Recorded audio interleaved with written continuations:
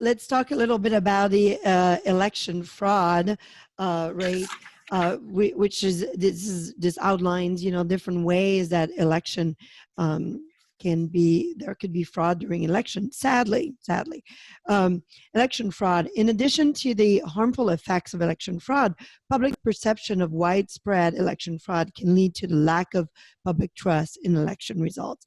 And I think I just like to add, I feel like countries such as the United States, Canada, places, bed place, or, you know, lighthouse, I'm not sure how to express it right, you know, places that really defend democracy around the world and need to be examples of integral, of true elections. And each and every one of us need to really care for that because I think the rest of the world is watching every time we have an election, every time, and reports of fraud in our states just give us to no hope in just democracy flourishing around the world. So I don't know if you have some thoughts there, but for me, I feel like this is incredibly important and not a laughing matter. As sometimes it is, especially in our state.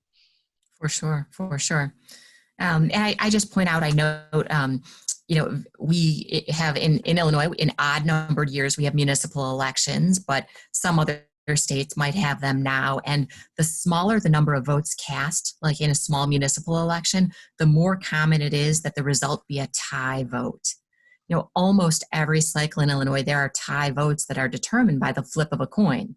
And that's fine if all ballots were legitimately cast, but any vote fraud could make a difference there.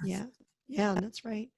So to address fraud and increasing lack of confidence in the election system, the Bipartisan Commission on Federal Election Reform, led by former President Jimmy Carter and former Secretary of State James Baker, outlined some federal level reforms to make sure registering to vote is convenient, voting is efficient and pleasant, voting machines work properly, fraud is deterred, and disputes are handled fairly and expeditiously. There's a press conference footage here, and you could watch the video on this. In 2009, Catherine Engelbrecht formed throughthevote.org, and she and other citizens witnessed voter fraud firsthand. And as the nation's largest nonpartisan voters' rights and election integrity organization, Through the Vote exists to inspire and equip volunteers for involvement at every stage of America's electoral process. They provide training, technology, and support to fellow citizens so that they can ensure election integrity in their own communities. And we'll talk more about Through the Vote and training that they offer. So Laura, do you want to talk about what does election fraud looks like? Sure. Election fraud most frequently occurs on election day. And as we talked about, in many states, election day now occurs on several days. And election fraud takes a variety of forms. Evidence of fraud is difficult to obtain and quantify as it happens in real time, and often is not detected unless it is observed, which underscores the importance of having poll watchers with integrity present to oversee the voting process.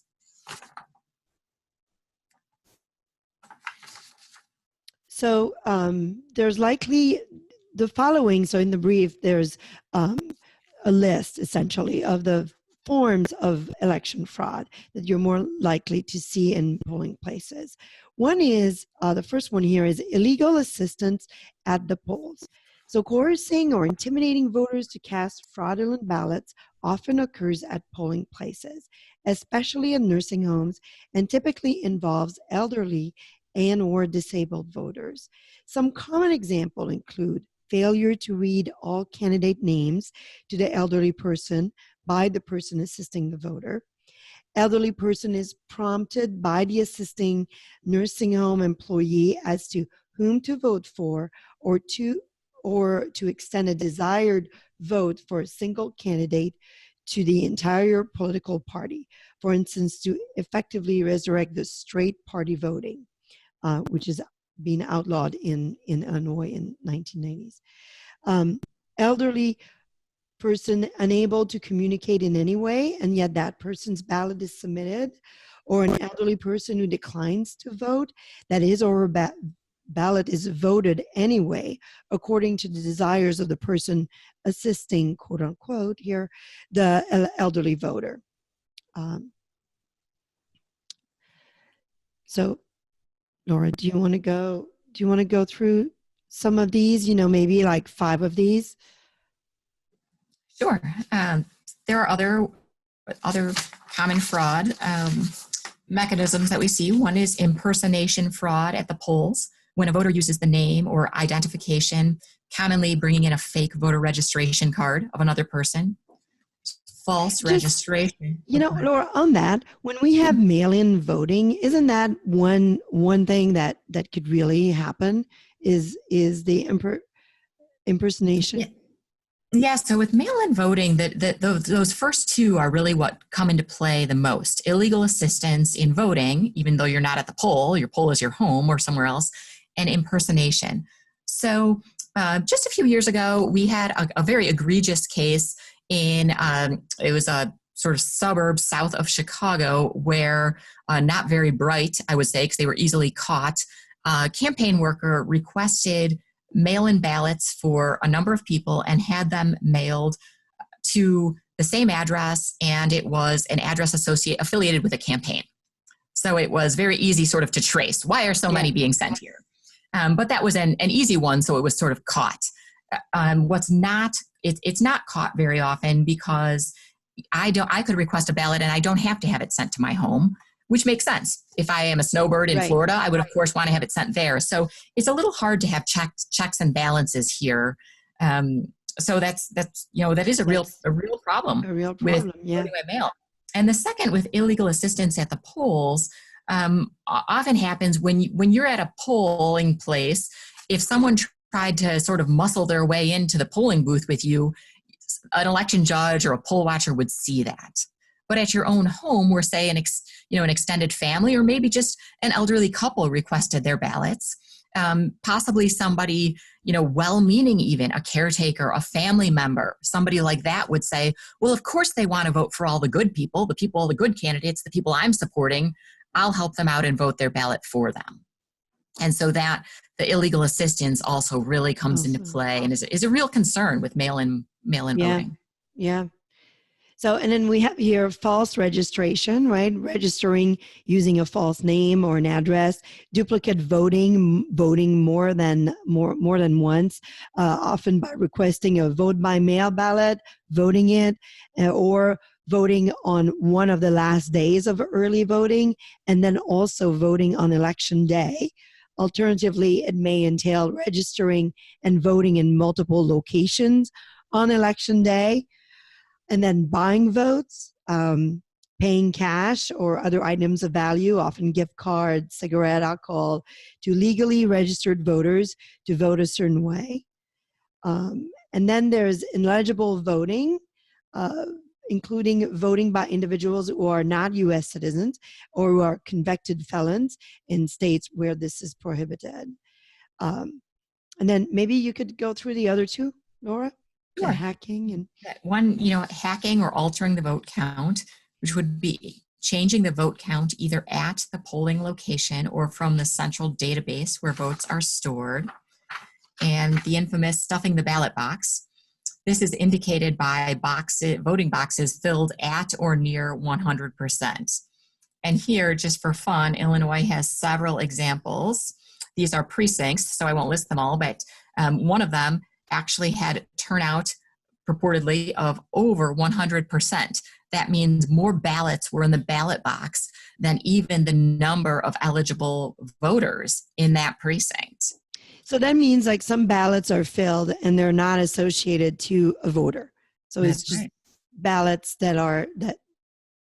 Okay. That's right. There should never be more ballots than voters. There should never be more ballots than registered voters. Right? A second one, that where another precinct that had purported turnout at 100%. And this, we would love it if 100% of voters turned out. But we know that, from year to year, people move, they die. Some people just don't show up to vote. They choose not to vote. They are sick. There's all kinds of reasons. And so to have 100% turnout, that raises a lot of red flags. And if we delve into there, anytime there's 100% turnout, I bet you could find people who moved or died who are registered to vote still in that precinct. Yeah. And I think the other section here is outside of election day, and we talked a little bit about this absentee ballots or this vote by mail, which can be requested by voters. There's all kinds of fraud, and you mentioned some, but there's also calming voter lists for voters who haven't voted in many years, and then requesting an absentee ballot in their name and voting as them. And then requesting absentee ballots in the name of family members who have no interest in voting and voting in their place, and then compensating individuals to request an absentee ballot, but having the ballot sent to an address specified by the payer. The voter has no further contact, and the ballot is voted by someone other than the legitimate voter. So how do you find out about these things? Like, how are these fraud identified and reported and counted and countered or discounted? Who does that? So the first one, the combing the voter lists for voters who haven't voted in many years, I suspect happened in 2016. And that is because a campaign who had hired me, so I was present for Election Day, had a number of people call them saying, I tried to vote and I couldn't. I was told I had already voted, but I had not voted. I was told I voted absentee. And so hopefully that voter on Election Day was allowed to have a provisional ballot that could later be checked against, did you actually vote absentee before? Are you lying on Election Day? But in combing through those lists, what we found a common factor was that all of these voters who called us, 100%, had not voted in several years. And so voter fraud is very hard. The proof is very hard. But I suspect that is what happened. I suspect some nefarious people thought these voters won't vote. They haven't voted in years. And that is why somebody chose to use their names to request absentee. Yeah, right. And all of these voting records, your voter, when you vote, your record is available to a lot of different entities. Your voting record, the ballot that you decide to pull. So how can you solve these problems, though? And this applies to all three of these ways. Is when an absentee ballot is returned to the election authority, there should be some check. In Illinois, it is a signature by the voter that is on the outside of a sealed envelope that contains the ballot. And that signature is supposed to be verified against the voter registration signature of that voter. And if it does not match, that is proof it is not that voter. So that voter would then be notified there's an issue with your absentee ballot, and you can provide additional information. So if it was you and you had a cast on your hand the day you signed your absentee ballot, so your signature didn't match, you could provide additional information to have your ballot counted still. But if it was not you, if it was somebody else who voted your ballot, the signature would not match. Would not match and should not be counted then. So as long as that signature match is done, this should prevent fraudulent ballots from being counted. So who pays, Laura, and this is one thing that maybe we should cover in the brief, but kind of the budget for managing elections, since it's at the state, are there like federal dollars that cover the cost of managing elections to the state based on population? Is that a little bit how it works? So the budget is sort of a hybrid. The states do get some money from the federal government. In particular, I know that there is some money from the federal government to address some of the technology issues, which is very good. We've all heard about, foreign hacking attempts and all. So the federal government has provided some funding for that. Some funding comes from the state level. But one issue in particular, at least in some small jurisdictions, like tiny counties and all, the county clerk there administers the election, and some county clerks in small small counties, they don't have any employees. They're the only person. And so they do this partly for love of democracy, not just for the paycheck, I think, because it's a big job. Yeah, And it's a lot. It's a big responsibility, and yeah. Yeah. Oh, interesting. So that would be something, I think for everyone interested is to really understand how elections are funded. The election process is funded, and who manages it in not only at the state level, but also to hear you talk. It's very local, so you really need to go at the county level to understand. Okay, who is managing the election in this county, and get and then be part of it.